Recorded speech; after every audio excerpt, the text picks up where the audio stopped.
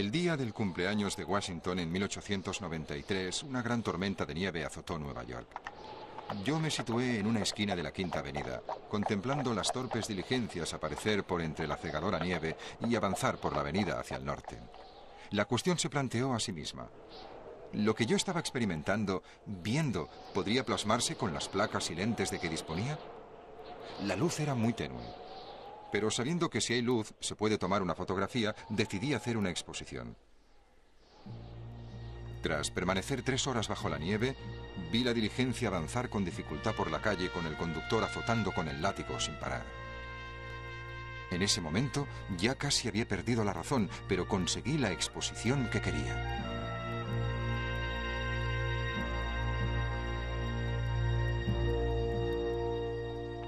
Más tarde, en la Sociedad de Fotógrafos Aficionados de Nueva York, antes de que el negativo estuviera seco, la mostré con gran emoción. Todo el mundo se echó a reír. Por todos los santos, Stiglitz, tira esa maldita fotografía, está borrosa y no es nada nítida.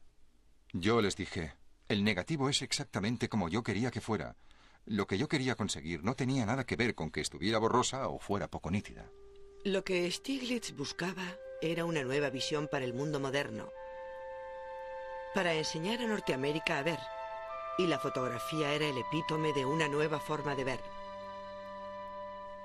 Es conocido como el padre de la fotografía moderna, pero para este rebelde contra la complaciente aceptación del pasado, la fotografía no era suficiente. A principios del siglo XX, en París se estaba gestando una revolución visual, una revuelta contra las convenciones anticuadas del arte. Stiglitz reconocía el futuro cuando lo veía.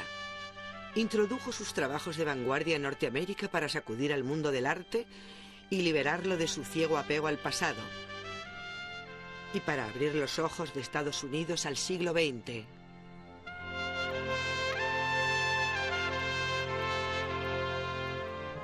Esta figura legendaria, compleja, difícil, llena de contradicciones, inspiraba devoción o irritación. Stiglitz era un hombre gentil y bondadoso. Podía mostrarse autocrático y brutalmente crítico. Los críticos sostenían que su devoción desinteresada por el arte solo era superada por la devoción por su propia fama. El noble idealismo de Stiglitz luchaba con sus debilidades humanas, porque por encima de todo era intensamente humano. Nací en Hoboken. Soy americano. La fotografía es mi pasión. La búsqueda de la verdad, mi obsesión.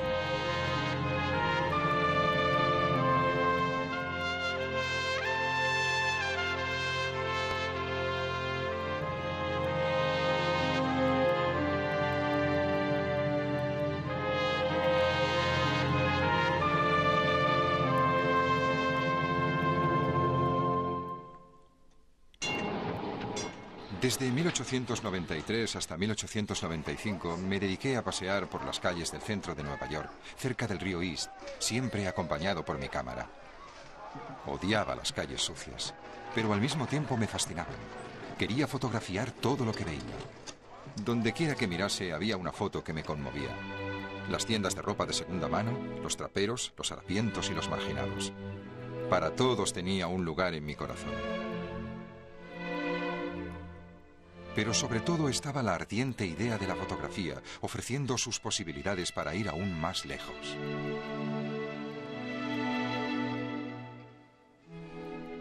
Fotografiando, siempre intentando hacer algo que él creía posible y que los demás le decían que era imposible. Estaba solo.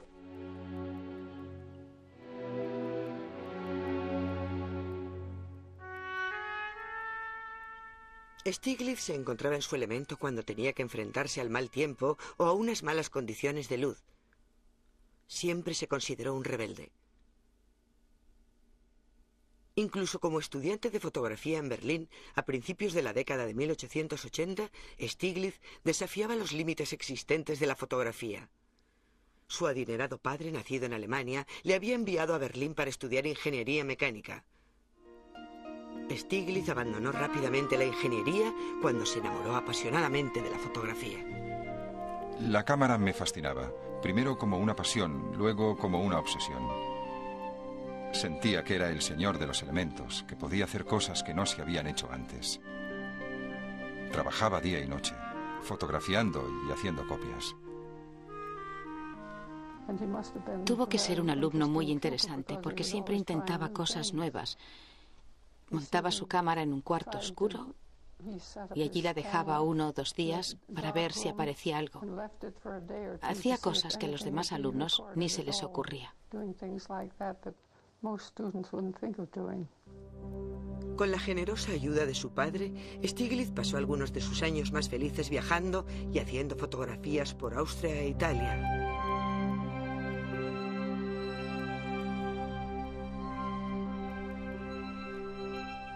Trabajaba como un poseso. La gente me llamaba ese americano loco. No entendía por qué una fotografía no podía ser una obra de arte, y estudié para que lo fuera.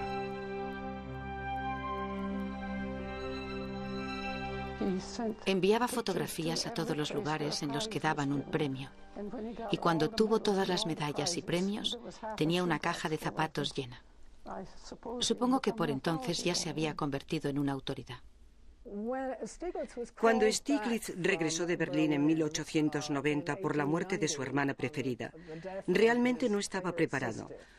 Pero se dio cuenta de que tenía 26 años y era consciente de que su familia quería que sentara la cabeza, se casara y todo eso. Cediendo a las presiones familiares, Stiglitz intentó ser un hombre de negocios y un marido. Fracasaría en ambas cosas. En 1893 se casó con Emmeline Obermeyer, amiga de la familia y rica heredera. Desde el principio sus naturalezas entraron en conflicto. Emmeline era remilgada, burguesa hasta la médula. Stiglitz era un anarquista en constante rebelión contra la sociedad convencional que tanto le gustaba a Emmy. El desastre de su luna de miel en la Europa de 1894 hacía presagiar el fracaso de su matrimonio. Emmy había imaginado un gran viaje, pasando las tardes con los grandes modistos y cenando en los restaurantes de moda. Stiglitz, interesado solo en la fotografía, arrastró a su lacrimosa esposa a remotas aldeas para captar escenas de campesinos trabajando en la cosecha y a distantes y solitarias playas. Con frecuencia Emmy se sentía desdichada, pero el viaje de novios dio como resultado algunas de las mejores fotografías de Stiglitz. El nacimiento de su hija Kitty, que se convirtió en el tema favorito de sus fotografías, no ayudó a suavizar sus desavenencias. La pasión de Stiglitz por la fotografía le dejaba poco tiempo y ganas para la vida familiar. Vagaba por Nueva York con su cámara. En mis primeras obras quería documentar el Nueva York de la transición, lo viejo gradualmente convirtiéndose en lo nuevo, el espíritu de algo que hacía que Nueva York se granjeara las simpatías de aquellos que la querían.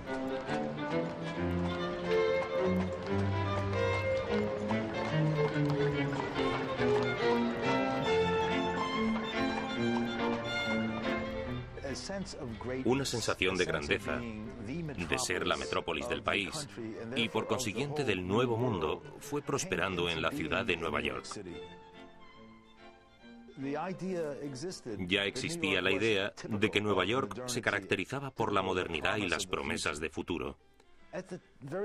A principios de siglo, otra idea empezó a filtrarse en la conciencia del público, que la misma grandeza de la ciudad de Nueva York estaba esperando su representación visual en el arte. Una escuela de artistas de Nueva York que representarían y reproducirían en formas permanentes imágenes visuales de un lugar único y excitante. Los artistas impresionistas norteamericanos fueron los primeros en explotar la ciudad de Nueva York como tema. El Nueva York impresionista era el Nueva York de la Quinta Avenida, el Nueva York de moda, el Nueva York de Henry James.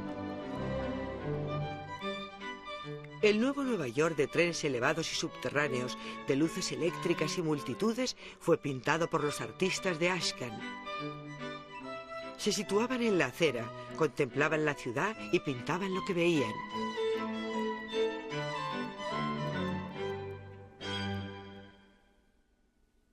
Pero sería la fotografía la que formaría la moderna visión de la ciudad. Estaba determinado a que la fotografía fuera aceptada como una forma de arte. Sin embargo, para muchos críticos, la fotografía era más una amenaza que una promesa.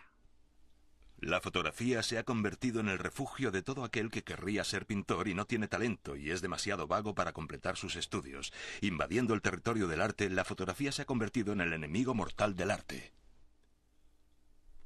El fotógrafo ha descubierto una máquina que hace obras maestras por él, metiendo la cabeza en una caja negra y dejando que la máquina lo haga todo. La lucha por la fotografía se convirtió en mi vida.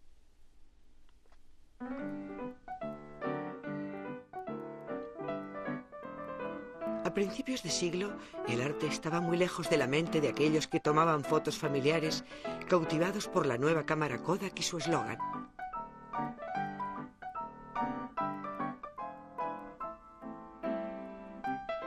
Para el fotógrafo itinerante y el profesional que intentaba complacer a su cliente, la cámara era un medio de vida. No fue el arte, sino la reforma social, lo que envió a Jacob Riis, fotógrafo pionero en documentales, a los más oscuros barrios bajos de Nueva York, y a Louis Hinn a las profundidades de las minas de carbón para iluminar a los niños que allí trabajaban.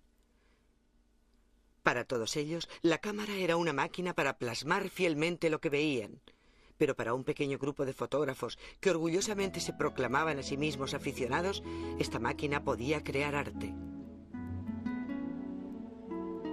Para demostrarlo, trabajaban con ahínco para que sus fotografías se pareciesen lo más posible a obras pictóricas.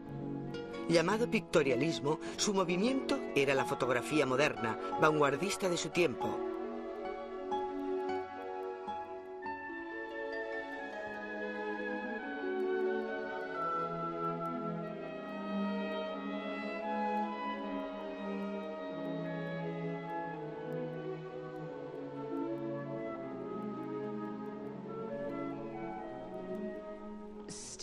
Las fotografías de Stiglitz son significativamente diferentes de las de muchos fotógrafos pictorialistas.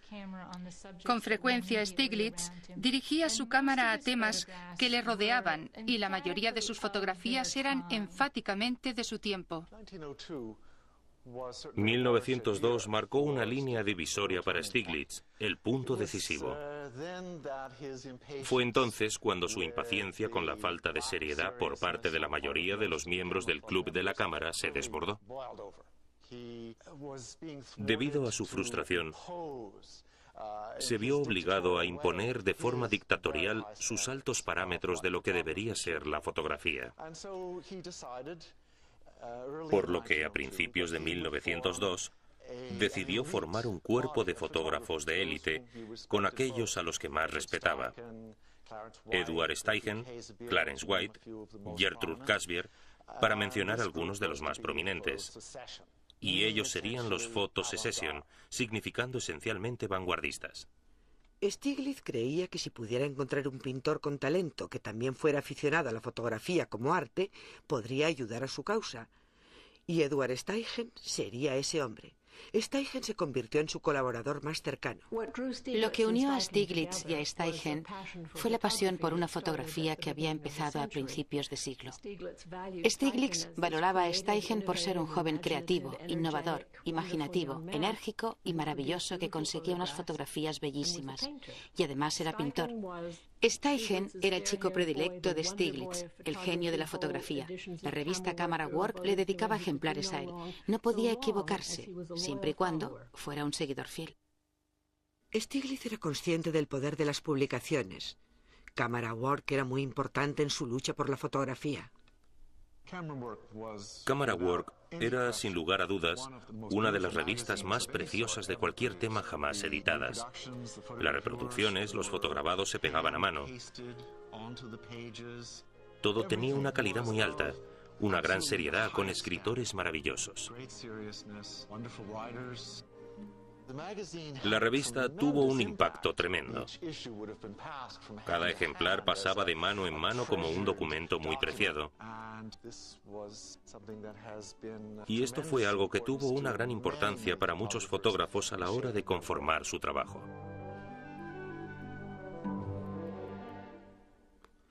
A pesar de que Camera Work y Photo Sensation fueron aclamadas internacionalmente, la auténtica ambición de Stiglitz era crear un gran salón internacional de fotografía en Nueva York para rivalizar o eclipsar a los europeos, pero era imposible encontrar o era demasiado caro un espacio adecuado.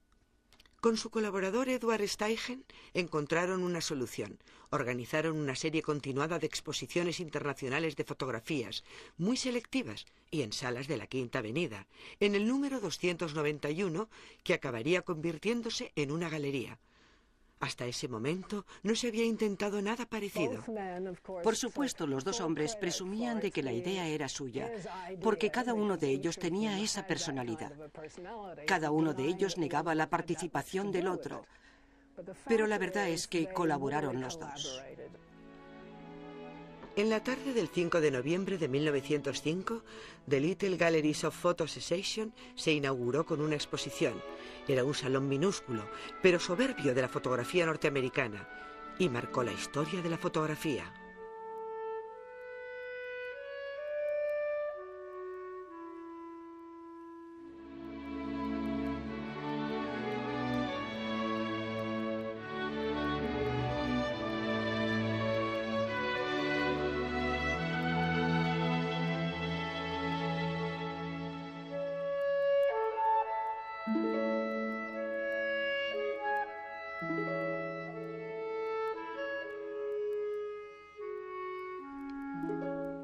Por primera vez, los norteamericanos tenían la oportunidad de ver obras maestras de la fotografía, tanto europea como de Estados Unidos. La 291 tuvo un gran éxito, pero para mi consternación empezaron a manifestarse pequeñas envidias entre los fotógrafos de mi entorno. Habían llegado a creer que mi vida solo estaba dedicada a ellos. Rápidamente se dio cuenta de que todos se sentían satisfechos de sí mismos y que se creían mejores de lo que Stiglitz creía que eran, y que no progresaban con su arte, no se planteaban desafíos. Empezó a pensar en exponer obras de otros artistas de su tiempo. Cuando Steichen se fue a Europa, se convirtió en un buscador de obras de arte, no solo fotografías, para enviar a la 291. Alfred, que siempre estaba allí, se dedicaba a seleccionarlas, entregando sus días y su energía a la galería.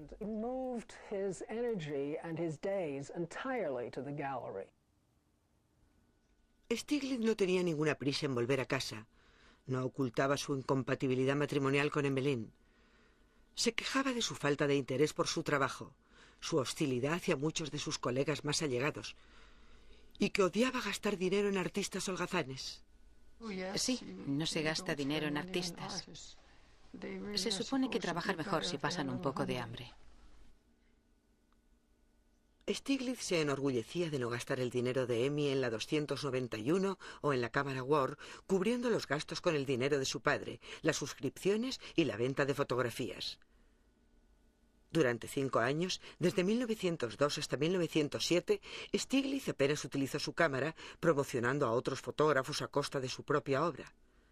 Una experiencia en barco le animaría a crear una de sus imágenes más memorables. En junio de 1907, mi esposa, nuestra hija Kitty y yo embarcamos hacia Europa. Mi esposa insistió en viajar en un gran transatlántico, muy de moda en aquellos días. Era imposible escapar de los nuevos ricos. Dios mío. Al tercer día en el mar ya no podía soportarlo más. Tenía que huir. Caminé hacia la proa tanto como me fue posible. Al llegar al final de la cubierta me paré a mirar hacia abajo. Había hombres, mujeres y niños en el nivel más bajo del entrepuente. La escena me fascinó.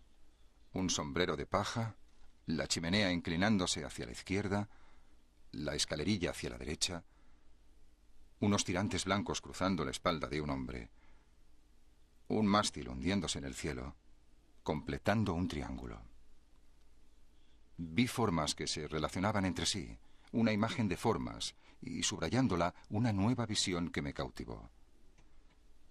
Corrí hasta la escalera principal del transatlántico, hasta mi camarote. Cogí mi Graflex, volví a cubierta, preocupado por si el hombre del sombrero de paja habría cambiado de posición.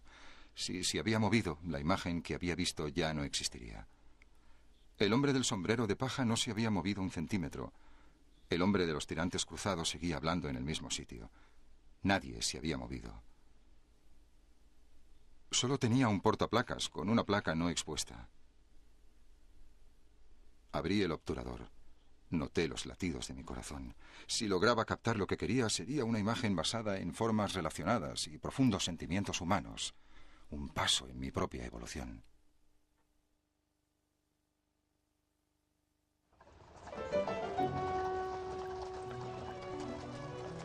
«1907 fue un año memorable en París.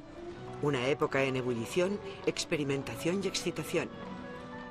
Picasso estaba pintando a las señoritas de Aviñón. Los cuadros Fauve de Matisse causaban furor. La gran retrospectiva de Cézanne de 1907 transformaba el arte moderno. Sería la auténtica introducción de Stieglitz en la vanguardia de París. Ese mismo año, una importante galería de París exponía las acuarelas de Cézanne, y Steichen y yo fuimos a verla. Cuando entramos, vi lo que parecía ser trozos de papel blanco salpicados con manchas de color. Le pregunté al caballero que se encargaba de la galería cuánto costaban. Más tarde me enteré de que era uno de los más grandes expertos en arte francés. Me dijo, 1000 francos. Yo le contesté guasón, querrá decir por una docena, solo es papel en blanco con unas manchas de color. El hombre dio media vuelta. Sabía que había cometido una estupidez. Es posible que Stieglitz no lo entendiera, pero se sentía atraído por lo nuevo y siempre estaba dispuesto a promocionarlo, especialmente si iba a escandalizar a un público burgués. El escultor Rodin le dio esa oportunidad. Steichen había fotografiado a Rodin en innumerables ocasiones, así como sus esculturas. Steichen estaba muy unido a Rodin, era una especie de hijo adoptivo. Le habló de la nueva galería que teníamos en Nueva York y que pronto esperábamos hacer una exposición de sus dibujos. La idea agradó a Rodin y permitió que Steichen eligiera las obras que quiso. La exposición de los dibujos de Rodin fue una de las primeras introducciones al arte moderno en Estados Unidos. La exposición se inauguró el 2 de enero de 1908 y causó sensación. We had the Rodin exhibition, which attracted a great deal of attention, favorable and unfavorable. Most of it was derision. The critics had a field day. Estos dibujos no deberían haberse expuesto en ninguna parte, solo en el estudio del escultor. Decididamente no son algo que deba ofrecerse al público, ni siquiera en una galería.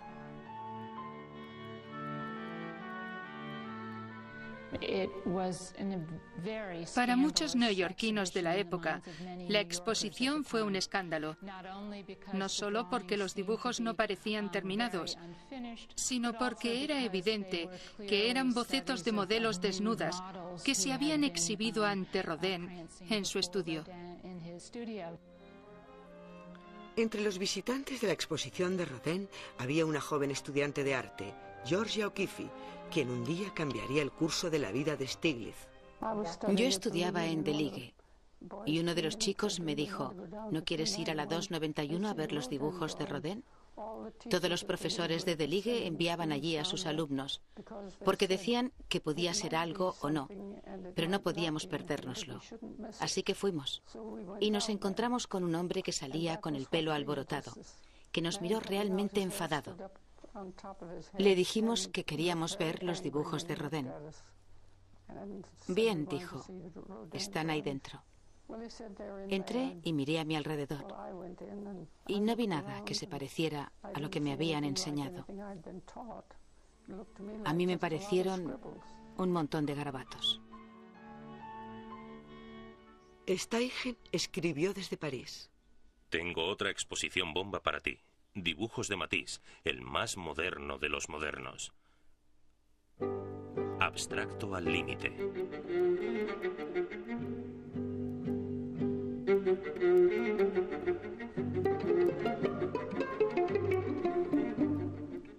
Era la obra de un hombre nuevo con ideas nuevas, un anarquista del arte.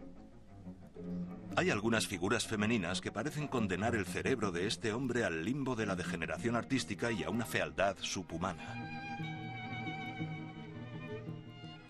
Su trazo, que es una simplificación zigzagueante, evidentemente derivada de los japoneses, es turbulento y fuerte.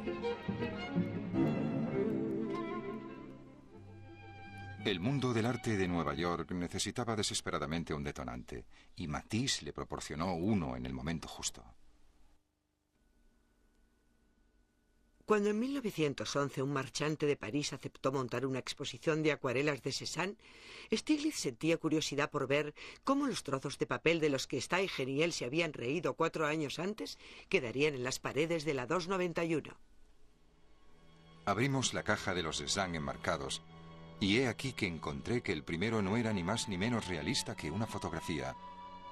¿Qué me había pasado? Me di cuenta de lo que los años de la 291 habían hecho en mí. La 291 era un espacio en el que los artistas podían aprender de qué iba todo ese arte en concreto y además podían encontrarse entre ellos. Alrededor de la 291 se desarrolló una especie de círculo social con Stiglitz y el arte que él exhibía en el centro.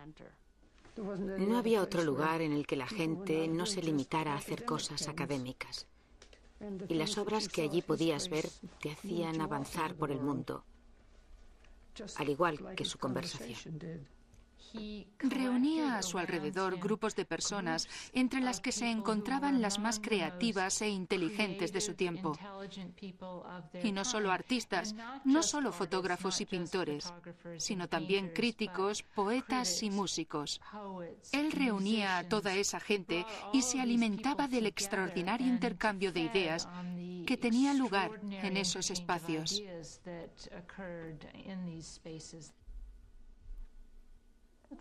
Era una especie de emoción y argumento que Stiglitz lanzaba al aire. Era el lugar en el que cuando se te ocurría algo, te ayudaba a encontrar tu camino. Era el único lugar en el que podías encontrarlo. Parte del placer que encontraba Alfred al dirigir la 291 se debía al trabajo en común con sus amigos. Siempre soñaba con crear una especie de comunidad así. Y hasta cierto punto, la 291 se convirtió en eso, un espacio en el que se producía el libre intercambio de ideas.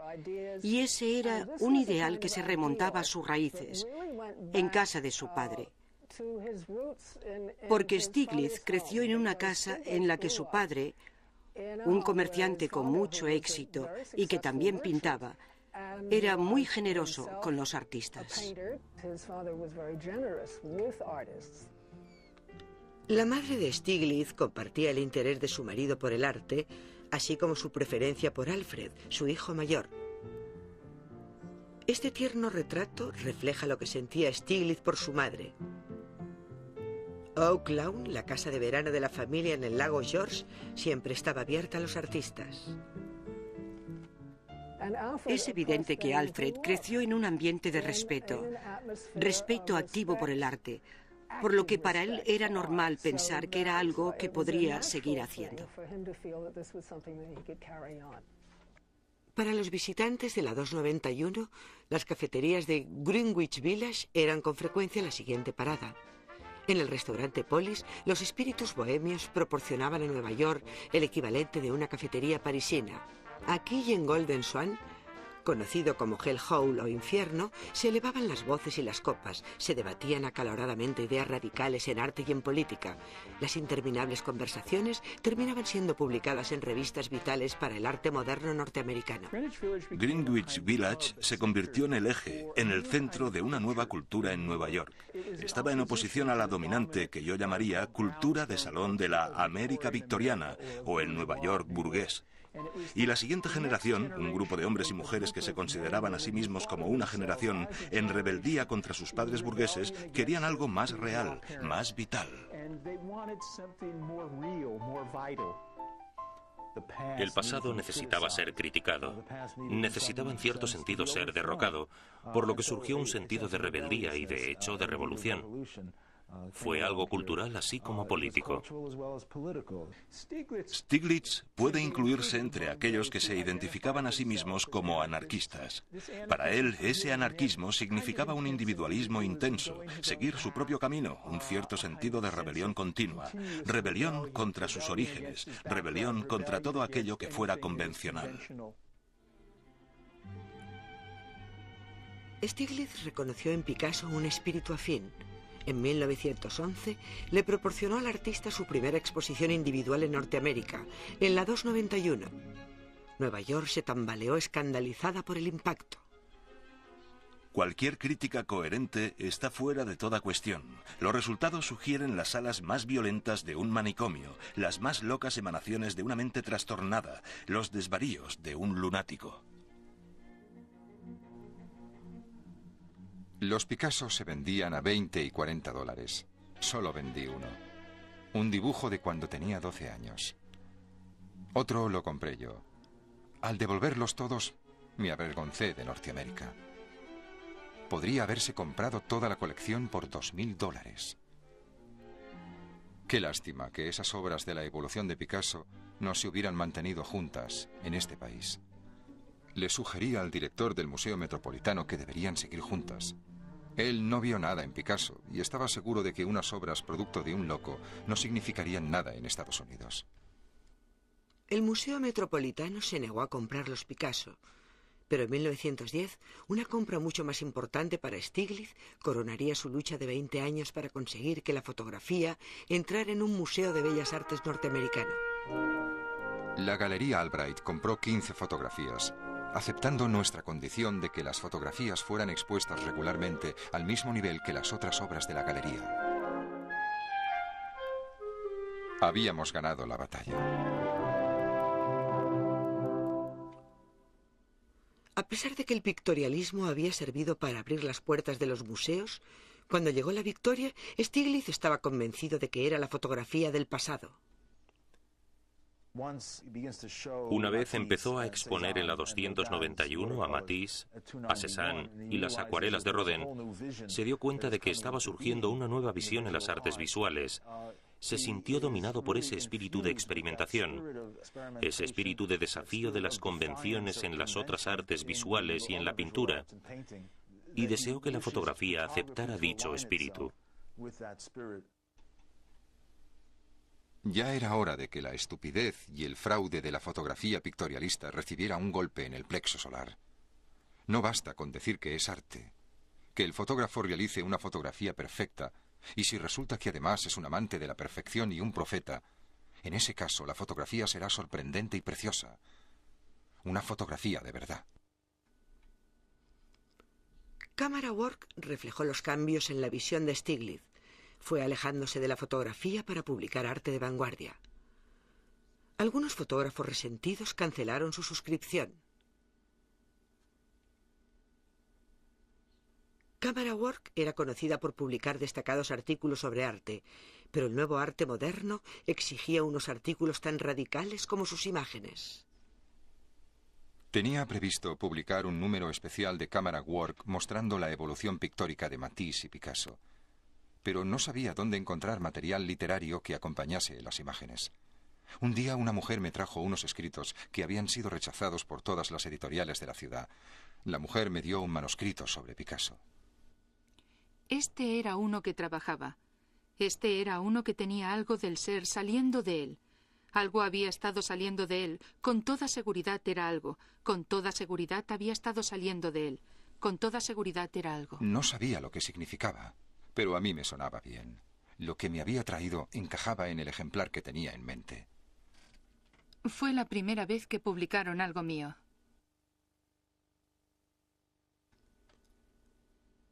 La primera competencia verdadera, la Galería 291, llegó en 1913 con la gran exposición Armory en la ciudad de Nueva York, que reunía la mayor colección de arte moderno local y del extranjero jamás vista en este país.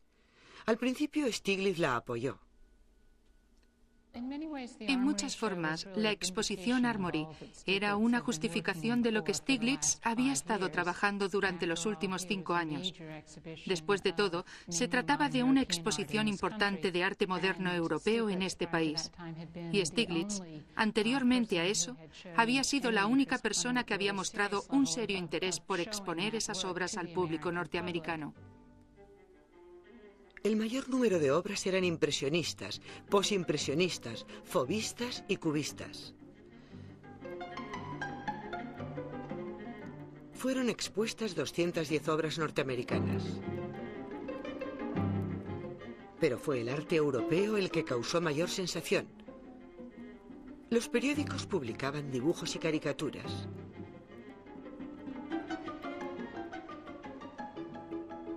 Los artistas eran unos farsantes, unos desequilibrados o unos anarquistas, o las tres cosas.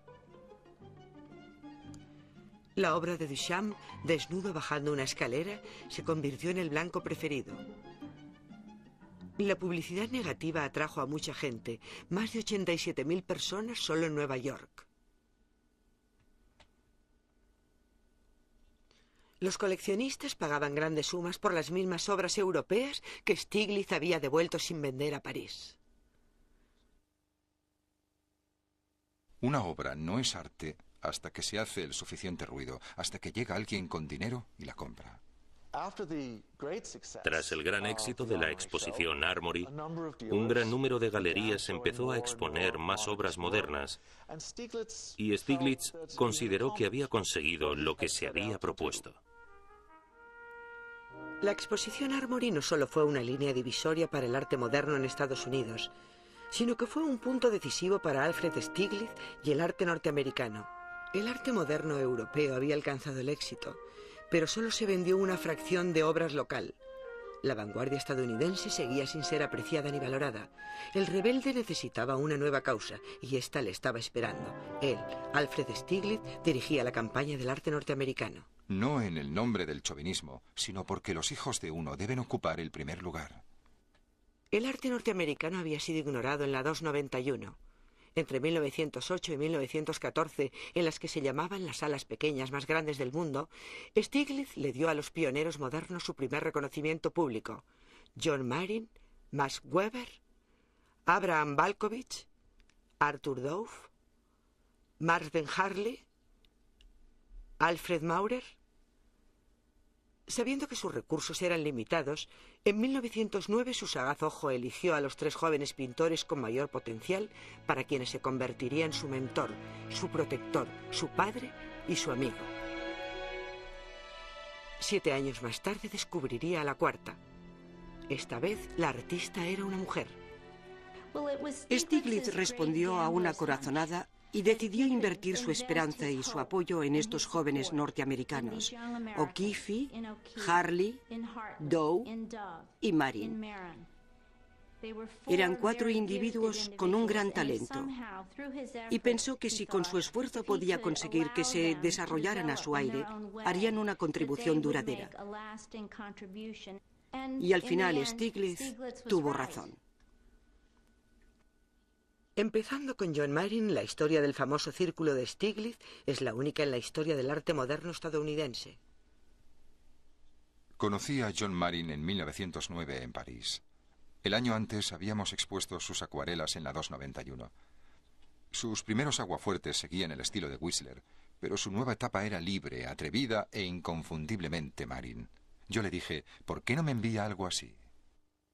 Cuando hace poco mis marchantes pasaron por aquí y vieron esto, me amenazaron con olvidarse de mí si seguía con obras tan salvajes. Yo le comenté, señor Marin, usted es estadounidense, un artista.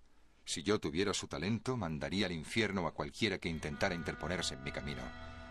No tenía ni idea de que en cuestión de meses, cuando Marin llegó a Nueva York, nuestras vidas se verían entrelazadas y que echaría las raíces de una larga amistad. Vio en Marin el potencial para captar la energía que iba a ser Nueva York. Y el gran regalo que Marin dio a esa generación fue contemplar la ciudad y empezar a liberar su trazo, hasta descubrir que éste se movía con el ritmo estacato de la moderna ciudad.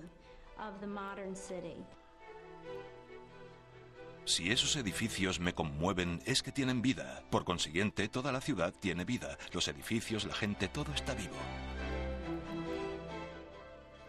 Era muy libre en el estilo, con sus acuarelas. En ese momento, todo el mundo le copiaba. Y Stieglitz empezó a aupar a Marin y a cuidar de él, para que Marin pudiera dedicarse a lo suyo. No sé decirlo de otra forma. Lo mantuvo con vida. La lucha de Arthur Dove como artista sería la más difícil del círculo de Stieglitz. Antes de que Dove se fuera a París, era ilustrador gráfico y ganaba $15.000 al año. Cuando dejó su trabajo como ilustrador para dedicarse a la pintura, su padre le dijo: si puede permitirse rechazar tales ingresos, que no espere nada de mí. Y le negó cualquier ayuda e incluso le eliminó de su testamento. Dove se quedó sin recursos y se fue a vivir a Westport, Connecticut. Trabajaba en una granja de gallinas. Trabajaba 12 horas al día y era un trabajo muy duro, por lo que tenía muy poco tiempo para pintar y hacer algún progreso.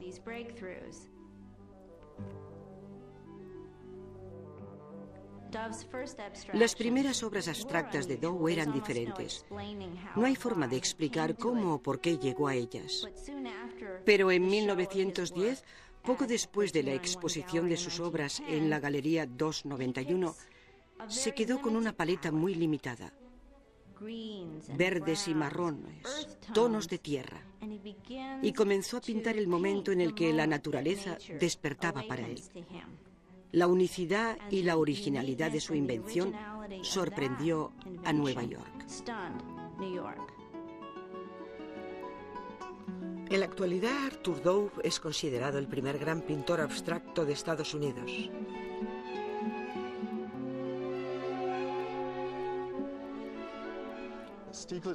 Stieglitz creía que era vital reconocer a los mejores artistas. Era un orador apasionado, capaz de hablar con gran carisma durante horas, intentando demostrar lo siguiente: ¿por qué comprar obras de artistas que llevan años muertos, que no pueden beneficiarse de la compra?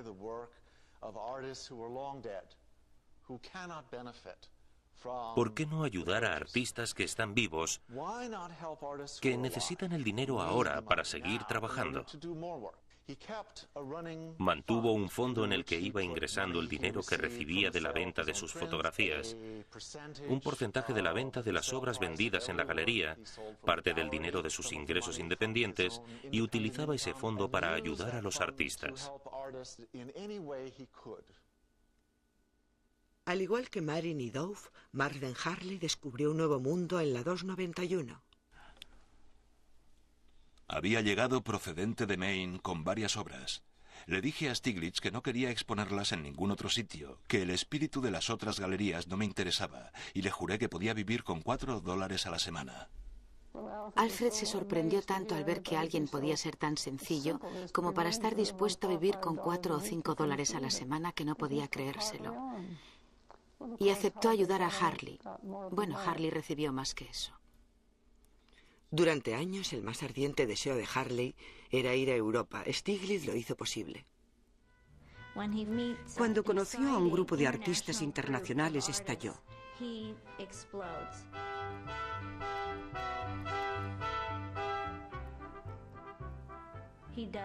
Pintó su serie de oficiales alemanes, que tuvo un tremendo significado heráldico para el movimiento del arte moderno. Era como una charanga en un armario.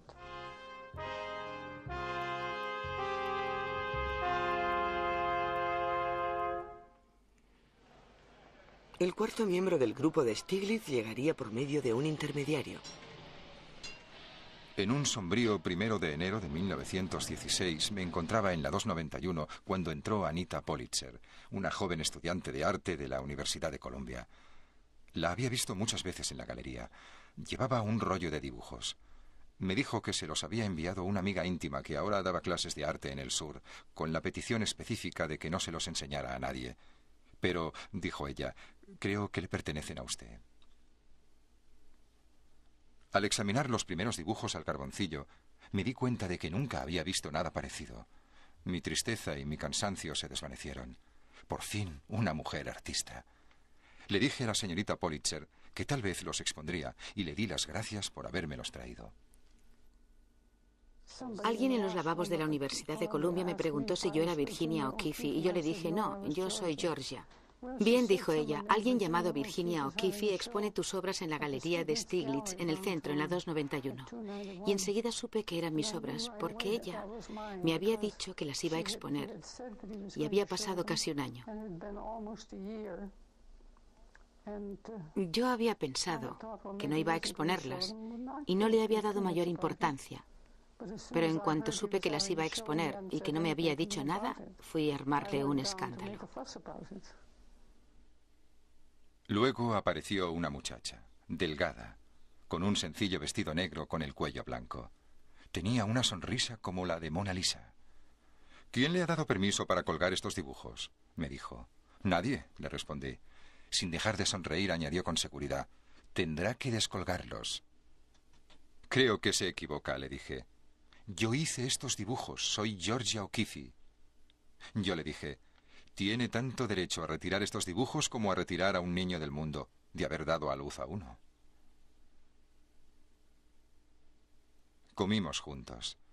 Le rogué que cuando terminara la próxima serie de dibujos o pinturas, que los envolviera con cuidado y me los enviara a aportes debidos. Yo me ocuparía de ellos. Se fue. Nos carteamos. Anita, esta mañana al volver de desayunar he encontrado bajo mi puerta una carta de Stieglitz. Qué cartas tan maravillosas. A veces pone tanto de sí mismo en ellas que apenas puedo soportarlo.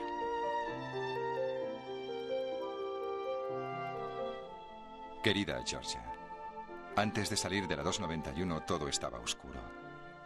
Me quedé mirando por la ventana de atrás. Es más maravillosa que nunca. Los nuevos edificios están llenos de inquilinos y todas las ventanas están iluminadas. Las llanuras, el maravilloso cielo abierto, me invitan a respirar tan profundamente que temo romperme. Meses más tarde recibí un tubo de cartón con un sello de 6 centavos. El tubo contenía unas acuarelas increíbles. Cuando Arthur Dove vio las acuarelas de O'Keeffe, dijo: Stieglitz, esta chica está haciendo de forma natural lo que muchos de nosotros intentamos hacer y no conseguimos.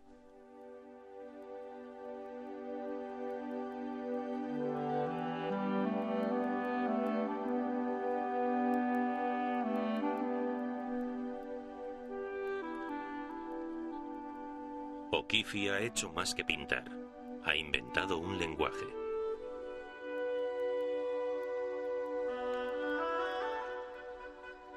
Estar otra vez unos días en Nueva York ha sido estupendo, Anita. Fui a ver a Stieglitz. Tenía que ir, Anita. No había forma de evitarlo. Y me alegro de haber ido. Mientras estaba en Nueva York me fotografió. Naturalmente me sentí muy halagada. Por primera vez en años, he tenido tiempo para dedicarme a mis propias fotografías. Son intensamente directas. Retratos. Todas son 8x10. Todas copias al platino. Nada de focos difusos. Mercancía de primera. En algunas con el diafragma a 128. Esa fotografía de la pierna de Dorothy True era un zapato imposible y una buena pierna. Y la cara saliendo como una sombra. Fue una doble exposición.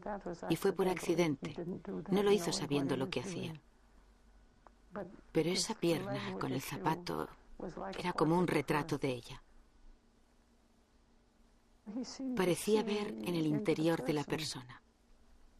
No hubiese trabajado con nadie si no sabía algo de dicha persona. Su retrato del joven Paul Strand revela el cariño y el afecto de Stieglitz por el único fotógrafo elegido para el grupo de Stieglitz de la 291. Stieglitz se convirtió en la mayor influencia en el desarrollo de Strand como fotógrafo, como artista. Strand Esa lente, como la utilizas, hace que todo parezca hecho con la misma materia. La hierba parece agua. El agua parece que tenga la misma textura que un tronco de árbol. Has perdido todos los elementos que distinguen a una forma de la naturaleza, sea una piedra o lo que sea, de otra. Has conseguido una simplificación tal que de momento parece buena, pero está llena de cosas que irán en detrimento de la expresión final de lo que intentes hacer. Me aconsejó que me deshiciera de mi objetivo de foco suave. Stiglitz me hizo esa clase de críticas a las que podías decir, sí, es cierto, y hacer algo al respecto. Este número de Camera Work está dedicado a Paul Strand. Sus obras están enraizadas en la mejor tradición de la fotografía. Las obras son brutalmente directas, desprovistas de todo lo superfluo, libres de cualquier truco. Estas fotografías son la expresión más directa de la actualidad. Estaba a punto de realizar los retratos que hice en 1916. Hice todas esas cosas con la idea de fotografiar a la gente sin que se diera cuenta de que estaba siendo fotografiada. La técnica utilizada era una lente falsa acoplada a mi cámara reflex. Son retratos con una fuerza sorprendente. Fuerza y también dignidad. Stiglitz consideró que estas fotografías constituían una clara declaración de lo que podía ser la nueva fotografía. Bolos y otras abstracciones fueron el resultado de haber visto en la 291 las obras de Picasso, Braque y otros. Intentaba aplicar sus extraños principios abstractos a la fotografía para así poder entenderlos. El número dedicado a Paul Strand sería el último de Camera Work. La revista había salido en 1902 con la fotografía pictorialista, la fotografía avanzada de su época. Cerró en 1917 con las obras de Paul Strand, la fotografía avanzada de su época.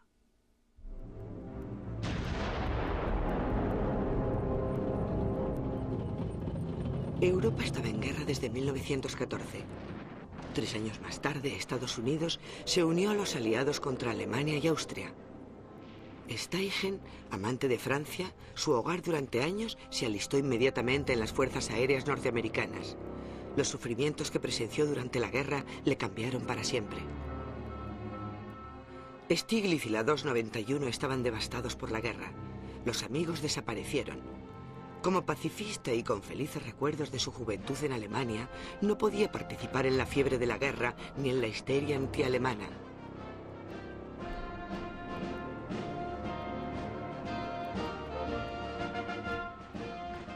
Este rechazo lo convirtió a él y a la 291 en sospechosos en el ambiente militante de la guerra. Por fin decidí que sería una locura continuar con la 291. Mi familia y yo habíamos sido golpeados duramente por los efectos de la guerra y la prohibición. Me vi obligado a abandonar Camera Work y la 291. Se supone que tengo gran cantidad de seguidores y muchos amigos. Se sorprenderían si supieran la verdad. Fue en el invierno de 1917 al 18. Un invierno sin carbón. El invierno más frío que Nueva York había experimentado en años. Permanecía sentado en un pequeño espacio vacío y desolado. No tenía a dónde ir. Ningún lugar de trabajo, ni club, ni dinero. Sentí lo mismo que Napoleón durante su retirada de Moscú. En estos días oscuros, la creciente intimidad de su correspondencia con O'Keeffe fue lo que le mantuvo.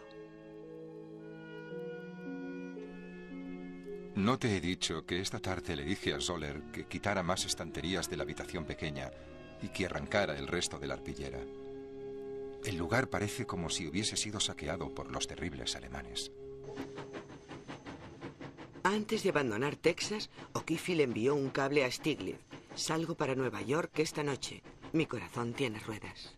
Alfred nunca le pidió directamente a O'Keeffe que fuera a Nueva York mientras ella seguía enseñando en Texas. Él quería que lo decidiera ella, pero le dijo lo que encontraría si se iba a Nueva York. Tendría 1 año para pintar. Dispondría de un lugar donde vivir para ella sola. Se refería al estudio de mi madre, que ya había acordado con ella. Pero no intentó convencerla directamente. Le dijo, esto está a tu disposición, ahora decides tú. O'Keeffe llegó a Nueva York y antes de un mes Alfred vivía en el estudio con ella. Había abandonado a su esposa y habían empezado su vida en pareja.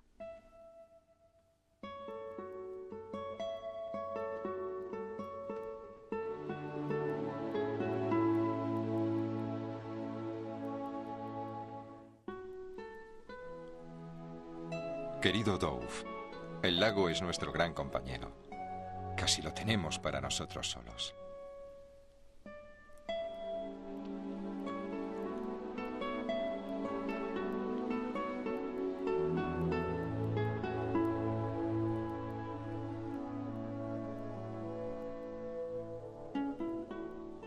Estos últimos 10 días han sido posiblemente los más completos de mi vida.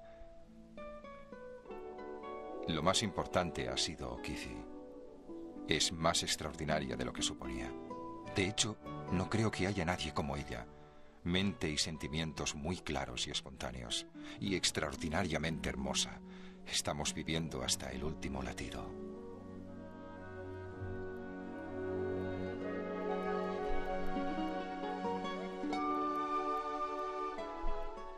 Por fin vuelvo a fotografiar. Solo para satisfacer algo dentro de mí. Y todos los que han visto las obras dicen que es una revelación. Son directas, sin trucos de ninguna clase. Es una serie de unas 100 fotografías de una sola persona. Cabeza, orejas, manos, torso. Es algo que tenía en mente desde hace muchos años. Durante mucho tiempo había querido hacer lo que él llamaba un retrato compuesto de algo. Un retrato que recogiera los diferentes estados de ánimo de una persona, sus distintos yos, a lo largo de su vida. Entre 1917 y 1937, cuando dejó de fotografiar, hizo más de 300 retratos de ella.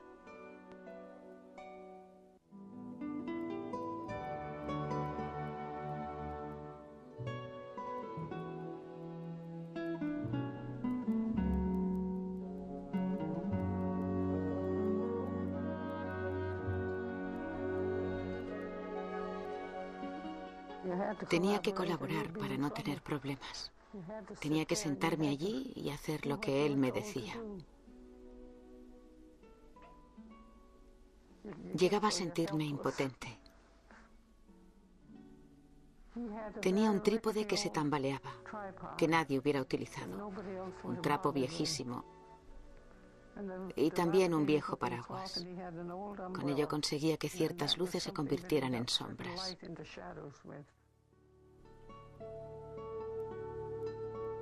Cuando Stiglitz expuso por primera vez los retratos de O'Keeffe en 1921, mostró 145 fotografías. Pero fueron las de O'Keeffe las que causaron una mayor sensación. Con una revelación trozo a trozo del cuerpo de una mujer, con una presentación aislada de una mano, un pecho, un cuello, un muslo, una pierna, Stiglitz consiguió el equivalente visual del recorrido de la mano o los ojos sobre el cuerpo del ser amado. La exposición ha causado sensación, la ha dado a conocer. Ahora todo el mundo conoce su nombre. Se ha convertido en lo que se conoce como un personaje de prensa.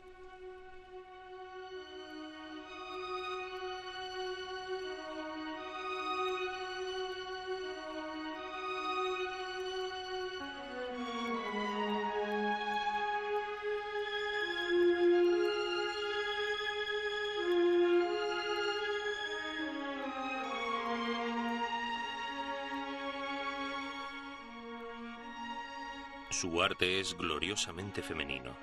Es un clímax genial, doloroso y extático. Aquí está todo el éxtasis. Parecía que muchos de los críticos pensaran más en los retratos que Stiglitz le había hecho a O'Keeffe desnuda que en las obras de esta. Y la misma O'Keeffe se sintió indignada por algunas de las reacciones de los críticos a sus obras, considerando que estos le daban demasiada importancia a la naturaleza sexual de las mismas.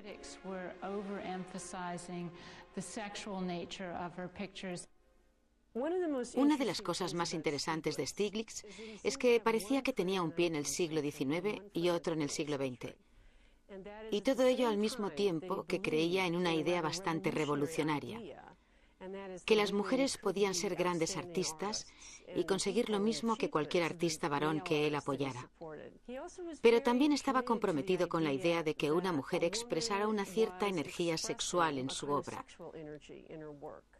Porque en esos días, Freud empezaba a conocerse en Norteamérica y tuvo una gran influencia en la forma de pensar de Stiglitz, por lo que interpretaba esas abstracciones innovadoras como la expresión sexual de Georgia O'Keeffe.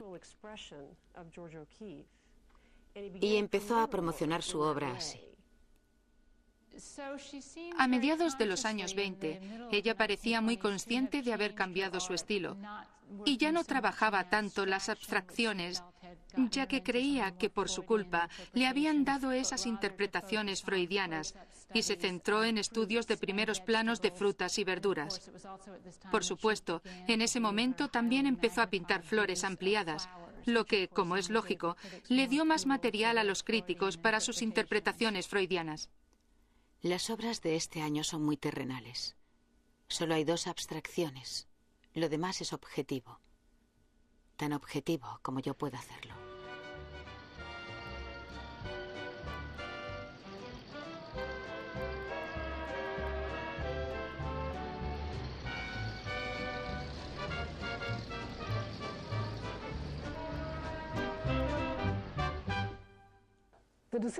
La decisión de O'Keeffe y Alfred de casarse es un enigma. Realmente ella no quería hacerlo, ninguno de ellos.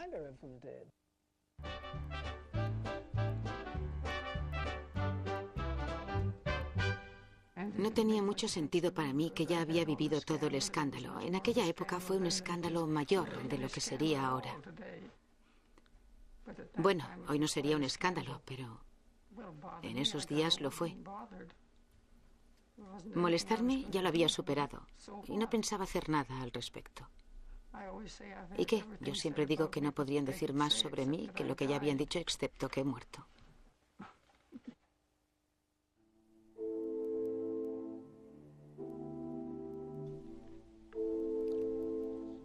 En el verano de 1922 mi madre se estaba muriendo. Nuestra hacienda se estaba desmoronando. A mi alrededor, desintegración, lenta pero constante. Castaños muriéndose. Los álamos también. Yo, pobre, pero trabajando. El mundo era un desastre. En esos días, una de las jóvenes luminarias de la literatura norteamericana, Waldo Frank, escribió que creía que la fuerza secreta de mis fotografías se debía al poder hipnótico que yo tenía sobre mis modelos. Me divirtió leerlo. Me preguntaba qué tenía que decir sobre las escenas de calles, los árboles o los interiores. Decidí responder al señor Frank. Por fin hice algo que tenía en mente desde hacía años. Hice una serie de fotografías de nubes para demostrar que mi fotografía no tenía nada que ver con el tema. Las nubes estaban allí para todo el mundo, libres. Pero la verdad es que era mucho más que eso. Y fue su pesar, su temor por su madre que se estaba muriendo.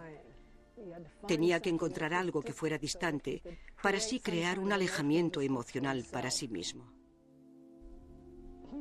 Hablaba con las nubes en vez de hacerlo con una persona o con un paisaje.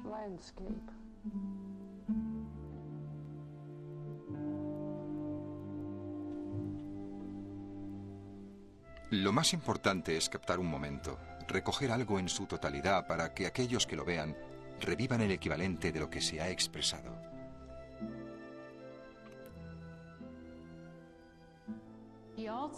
También empezó a ver que era una forma de explorar la abstracción en fotografía.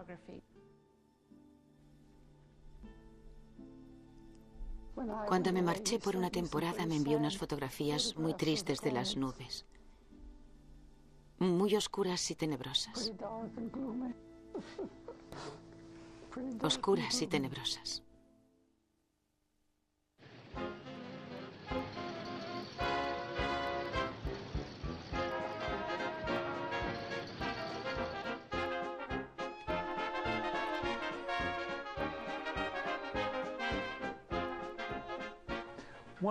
Una de las suposiciones fundamentales del arte moderno es la brutal ruptura con el pasado. Y una de las cosas que la Primera Guerra Mundial representa es una especie de ruptura con la cultura histórica de Europa. Después de la guerra, un gran abanico de intelectuales norteamericanos buscó el estilo característico de Norteamérica. Hubo una gran variedad de intentos. Georgia O'Keeffe lo llamaba la gran cosa americana. En un momento dijo, en los años 20, todo el mundo buscaba la gran cosa americana, su gran poema, su gran novela. Incluso querían pintar el gran cuadro americano. ¿Y cómo, se preguntaba ella, va a surgir la gran cosa americana si todo el mundo se va a Europa? Durante muchos años, Stiglitz había mantenido una batalla en solitario para conseguir reconocimiento y apoyo al arte a los artistas estadounidenses. Ahora que todos se subían al carro, él reaccionó para reafirmar su liderato. En 1925, la exposición 7 Americanos reunió por primera vez a sus artistas. Marcó un hito histórico para el arte moderno norteamericano y fue un triunfo deslumbrante para el círculo de Stiglitz.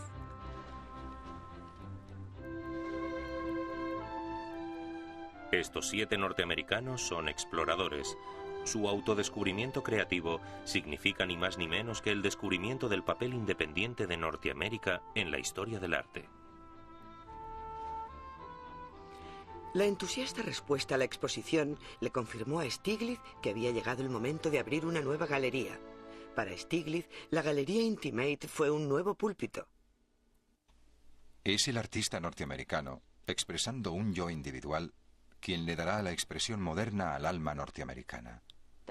Esa idea de la gran cosa americana me parece que fue una forma muy fuerte de pensar en lo que hacían en los años 20 los artistas.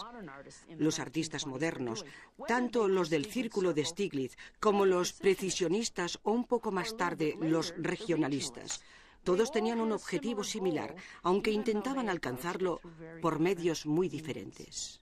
A Stiglitz no le gustó nada que su visión del arte norteamericano se viera cuestionada por otros, especialmente por los precisionistas. A mí me gustaba llamarlos los de la época de la máquina. Les fascinaba Manhattan, les fascinaba el tren elevado, los puentes que cruzaban los ríos, la ciudad de los rascacielos. La modernidad yacía en la ciudad de Nueva York y muy específicamente en las nuevas estructuras industriales y en los rascacielos, en las nuevas tecnologías que proliferaban en aquel entonces.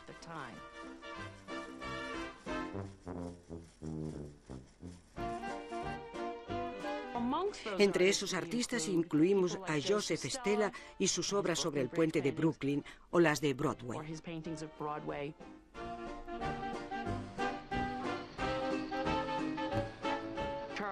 Charles Demuth y su obra Biel número 5 y oro es una visión magnífica y precisionista de un coche de bomberos corriendo por una calle de Manhattan. Charles Schiller hizo una serie de fotografías y pinturas basadas en la fábrica de la Ford. También estaban interesados en lo que podía haberse denominado en el círculo de Stiglitz como la Norteamérica vulgar, la de los productos, la de las marcas. Un joven Stuart Davis pintó 2 productos de marca. Los de la era de la máquina consideraban a Stiglitz pasado de moda, en su punto de vista, en su amor por la satisfacción espiritual y por el carácter emocional y expresivo del arte. Desde el punto de vista de Stiglitz, los de la era de la máquina mantenían una relación amorosa con la base, el capitalismo y el materialismo. Lo que realmente quería hacer era elevar el nivel de la vida espiritual en Estados Unidos por encima de lo que él consideraba estúpido materialismo, refinando la sensibilidad del público norteamericano mediante las artes visuales.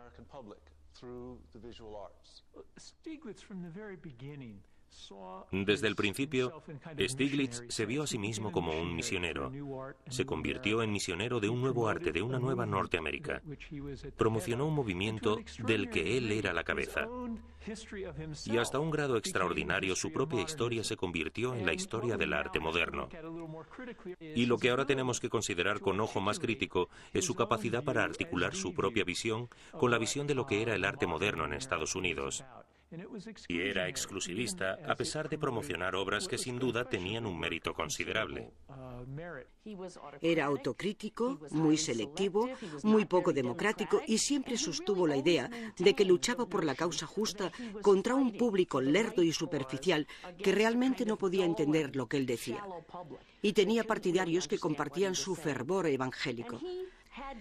Empezaron a escribir sobre él como si fuera una especie de Mesías, un profeta, una figura que había sacado a la gente de la nada y la había conducido a una nueva religión. Una religión de cultura y arte. Y él alimentaba esa imagen de sí mismo.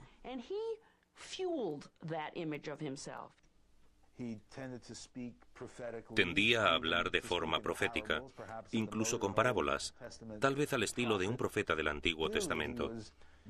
Es evidente que le impulsaba la idea de la fama, y sus gestos tenían todos los signos de la grandiosidad. La grandiosidad. Creía que era capaz de transmitir la verdad. Hay que tener mucha convicción. A pesar de que se consideraba un maestro, nunca pudo presumir de sus alumnos una vez le habían abandonado. Tras absorber sus lecciones, tenían que seguir su camino lejos de él.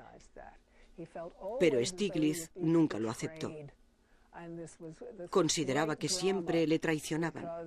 Y eso fue un gran drama, porque les había dado todo lo posible y ellos le abandonaban. Y en un momento u otro decían cosas terribles de él. Era muy posesivo, aunque no lo sabía. Cuando sus alumnos creían que habían madurado y consideraban que se encontraban al mismo nivel que Stiglitz, él tenía grandes dificultades en aceptarlo. Por lo que durante toda su vida sostuvo grandes peleas con gente que antes habían sido amigos íntimos. Steichen y Stiglitz discutieron y no se hablaron durante muchos años. Mientras Stiglitz seguía siendo un elitista, Steichen se iba convirtiendo en un populista. Se veía a sí mismo como un fotógrafo capaz de realizar obras de un nivel que podían satisfacer a Stiglitz, pero que también podía llegar a un amplio sector del público. Era el fotógrafo mejor pagado del mundo, pero Stiglitz sostenía que Steichen se había vendido y nunca pudo perdonarle por haberlo hecho. Stiglitz creía en el arte por el arte. Claro que él no tenía que ganarse la vida y Steichen siempre tuvo que ganársela, por lo que Stiglitz podía permitirse creer en el arte por el arte. Estos aspectos tan variados de la persona de Stiglitz son los componentes de una personalidad muy compleja, en la que lo oscuro juega un papel integral, al igual que en sus grandes fotografías, pero también tenía un lado luminoso. Nueva York está más loco que nunca. El ritmo es cada vez más acelerado. Parece que Georgia y yo no seamos de Nueva York ni de ninguna otra parte. Vivimos en lo alto del Hotel Shelton. El viento aúlla y hace temblar la gran estructura de acero. Nos parece estar en medio del océano. Es un lugar maravilloso.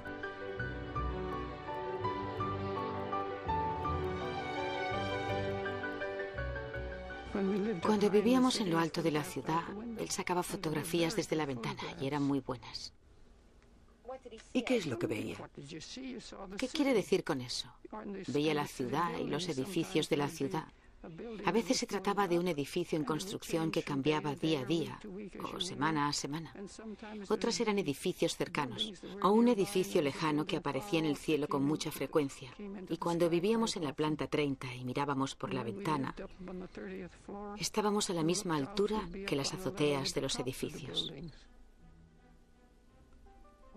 Nuestros trabajos eran diferentes, pero a mí me interesaba lo que él hacía y a él lo que yo hacía. Cuando Georgia O'Keeffe empezó a pintar rascacielos, incluso le escribió una carta al crítico Waldo Frank en la que le decía: quiero ser vulgar, tan vulgar que a la gente ya no le guste mi obra. Curiosamente, cuando se fue a Nuevo México, empezó a descubrir las formas de Nuevo México y en ese momento dejó de pintar rascacielos. Una vez descubrió Nuevo México, es como si hubiera descubierto América.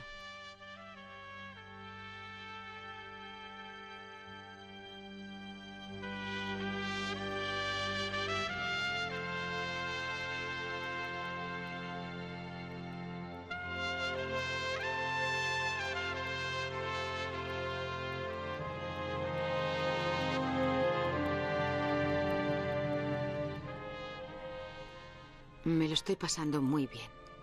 Nunca me he sentido en casa en el este, pero aquí sí. Un día perfecto tras otro. Le envié un cable a Marin para que viniera. Él también se lo está pasando muy bien. Los artistas modernos intentaban crear un cuadro que hiciera resonar las cualidades y las escenas de Norteamérica. Temas que solo un norteamericano pintaría. Marsden Harley fue el primero en ir. Paul Strand llegó luego con su esposa Rebecca. Y luego, en 1929, llegó Georgia O'Keeffe. La cardiopatía de Stiglitz combinada con la altitud de Santa Fe le impidieron ir a Nuevo México. Desde su niñez siempre había pasado los veranos en la casa familiar del lago George. Allí se renovaba y encontraba temas familiares y queridos para su cámara. Él siempre pensó que yo no volvería, pero eso era absurdo. Nunca se me ocurrió no volver. Pero no había forma de que él me creyera. Creo que le amargaba la vida a todo el mundo hablando de ello. Odiaba la idea de que no volviera. Yo no pensaba quedarme aquí, porque vivía en la ciudad con él. ¿Qué le parece? No es que volviera para ir a ver al edificio Woolworth.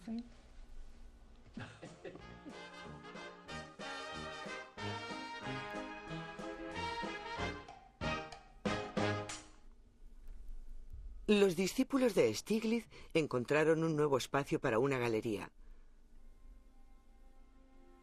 Los fondos para la American Place fueron recaudados por Paul Strand y Dorothy Norman, de 25 años, cuya devoción por la nueva galería solo era comparable por su devoción por Stiglitz. El complejo papel de Norman como secretaria de Stiglitz y ayudante en la galería culminó con la publicación de libros y revistas que contribuyeron a la leyenda de Stiglitz. Y durante un tiempo, su papel como musa y modelo creó tensión en su matrimonio con O'Keeffe. La galería se inauguró poco después del hundimiento de la bolsa en 1929. Pero a pesar del poco prometedor mercado del arte durante la depresión, la American Place significaba que Stiglitz podía seguir con el trabajo que había iniciado en la 291, que Marin, Dove y O'Keeffe podían continuar experimentando y desarrollándose. El hecho de que los dos únicos fotógrafos que Stiglitz eligió para promocionar fueran los jóvenes Ansel Adams y Elliot Porter demuestra el buen ojo del anciano para el talento. I ain't got no home, I'm just a roaming round.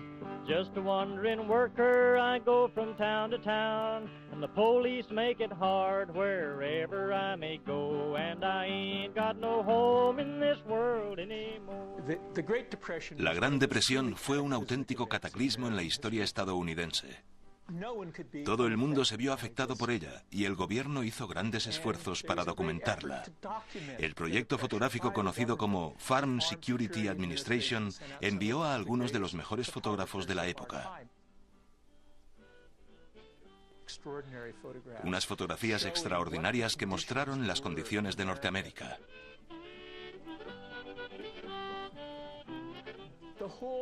El mundo intelectual en su totalidad se movió hacia la izquierda. Artistas y escritores querían que sus obras dijeran algo, e incluso que sirvieran para algo en la crisis que estaba viviendo la sociedad. Stiglitz, a pesar de ser de izquierdas y sin duda preocupado por ello, no podía encontrar la forma de participar. Y no estoy seguro de cuál fue la razón, pero probablemente una de ellas se debería a su espíritu anarquista y su intenso individualismo. Se sentía fuera de lugar en el espíritu colectivo que surgía en los años 30. La rotura de Stiglitz con Paul Strand fue de naturaleza política. Con la llegada de la Gran Depresión, Strand, quien había ayudado a establecer la American Palace, se alejó cuando intuyó que Stiglitz la estaba utilizando como una torre de marfil.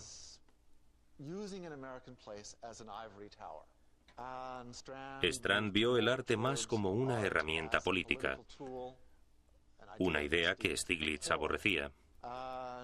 Strand consideraba que Stiglitz ya no tenía ninguna importancia. Para los jóvenes, especialmente los documentalistas que salieron del proyecto del Departamento de Agricultura, Stiglitz parecía cada vez más exageradamente enamorado de sí mismo, exageradamente egoísta, artístico. Es posible que eso tuviera algo que ver con la idea de Stiglitz de que el artista no tenía más alternativa que retirarse. El tono de las obras de Stiglitz cambió dramáticamente en los años 30. Las obras de Stiglitz eran más frías y en cierto modo más agudas y frescas. Pero muchas de sus fotografías de los años 30 tienen una cualidad elegíaca.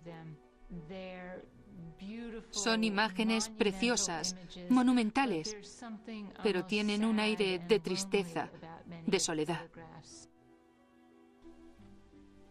Siento la edad que tengo, no con tristeza ni temor, sino con el sentimiento de que soy inadecuado para las responsabilidades que he aceptado. No puedo contar con nadie y debo ahorrar mis energías para que por lo menos pueda seguir con lo que he empezado. Stiglitz dejó su cámara en 1937. Sus últimas fotografías en el lago George, que se encuentran entre las mejores, son equivalentes al amor que sentía por este lugar, marco de sus horas más felices.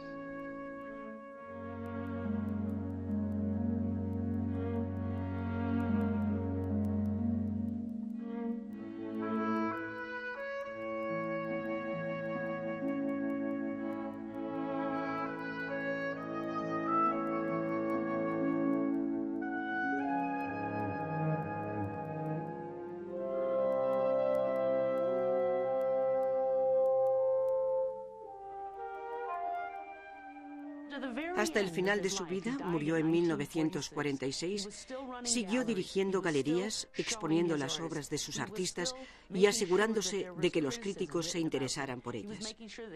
Y también de que fueran vendidas a los mejores museos del país. Hasta el final de sus días demostró que en lo más profundo de su ser era un rebelde que se negaba a morir.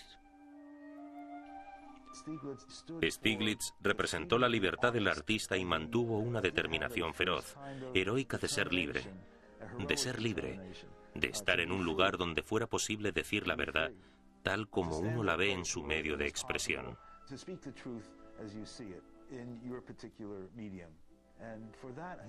Y por eso merece un lugar importante en la historia de la cultura en Estados Unidos, en el mundo, en el siglo XX.